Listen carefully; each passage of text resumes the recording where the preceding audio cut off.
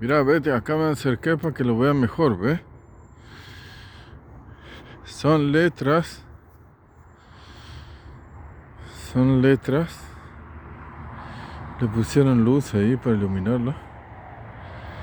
Y está arriba de un monte. Estoy medio agitado porque me subí al monte para llegarme hasta las letras. Hace mucho que no vengo acá. Esta es la entrada de Aco, ¿ves? Por ahí viene. Allí está la ruta. Y ahí entran desde la ruta a Aco.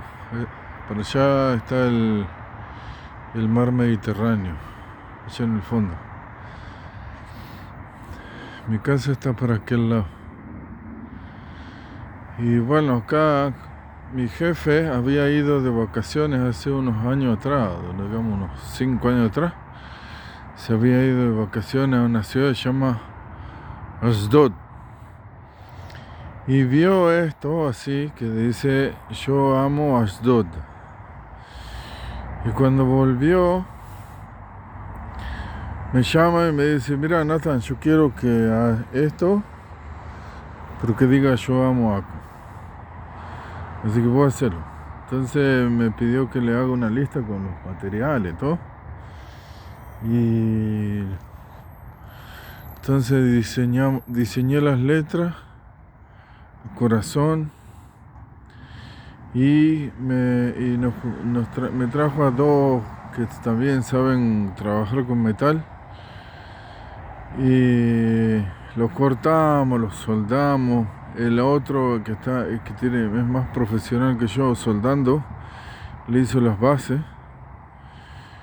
Y cuando terminamos de hacer todo eso, que nos llevó bastante tiempo, lo llevaron a una fábrica, todas las letras, el corazón, vino un camión, se lo llevó a una fábrica y lo pintaron con arena y adentro un horno, para que no tengo que restaurar esta pintura. Esta pintura está así desde que la trajeron, porque como está hecha con arena y en un horno, soporta durante muchísimos años, va a conservar la misma textura, la pintura. Y bueno, después lo trajeron, lo pusieron acá, hermoso, hasta cómo lo alumbraron, todo. Me agité para subir hasta acá. Bueno, ahí está Aco. Aco, hermoso Aco. Esa es la rotonda.